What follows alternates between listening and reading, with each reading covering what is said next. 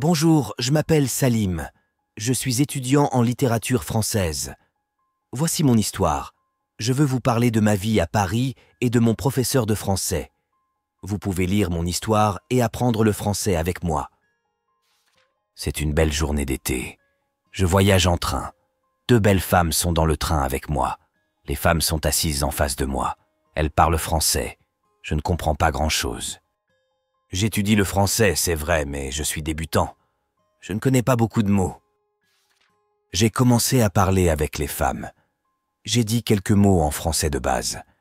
Les femmes ont compris ce que je voulais dire et cela m'a rendu heureux. J'ai dit que je voulais apprendre le français. Les femmes m'ont dit qu'elles viennent de Lyon et qu'elles rentrent chez elles après une journée de shopping. Notre conversation a duré 15 minutes. La station suivante était ma station. J'ai dit au revoir. Les femmes m'ont donné leur adresse et leur numéro de téléphone. Elles m'ont dit que je pouvais leur rendre visite à Paris. Ensuite, nous nous sommes dit au revoir. Après cette rencontre, j'ai travaillé sur mon français tous les jours. J'ai traduit des textes et regardé des films et des podcasts en français. En 6 mois, mon français s'était amélioré. Il est bon maintenant, mais je veux en apprendre davantage et améliorer mon vocabulaire. Je suis allé à Paris. Quand j'étais à Paris, je me suis inscrit à l'école des langues. Mon premier cours était le lundi. J'ai rencontré mon professeur et les autres étudiants dans la classe. Mon professeur était une jeune femme charmante. Elle était très gentille et humble.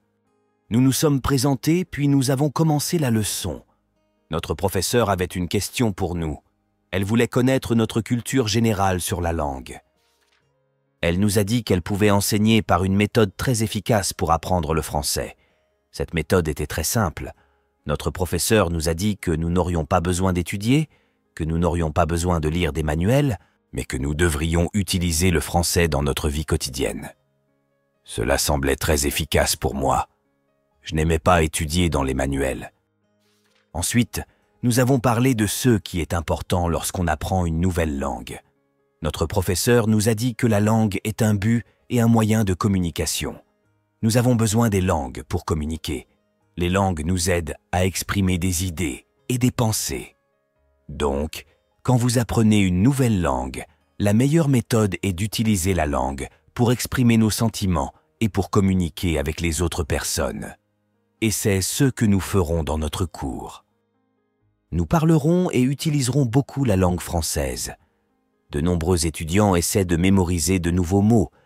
Ils étudient également les règles de grammaire, mais ces étudiants n'utilisent pas le français pour parler. Ils étudient la langue, mais ils ne l'utilisent pas. Il y a une différence. Bien sûr, vous devez apprendre de nouveaux mots et la grammaire, mais vous n'avez pas besoin de les étudier. Vous devez les pratiquer au quotidien. Dans ce cours, je voulais montrer une méthode très simple et efficace pour apprendre le vocabulaire et la grammaire. J'aime ce que notre professeur dit. Notre leçon continue et nous parlons de nos loisirs et de ce que nous aimons faire pendant notre temps libre. Nous parlons en pair ou avec notre professeur. J'ai apprécié suivre les cours. Je suis vraiment heureux. Ce système d'apprentissage était efficace pour moi. Merci pour votre écoute attentive.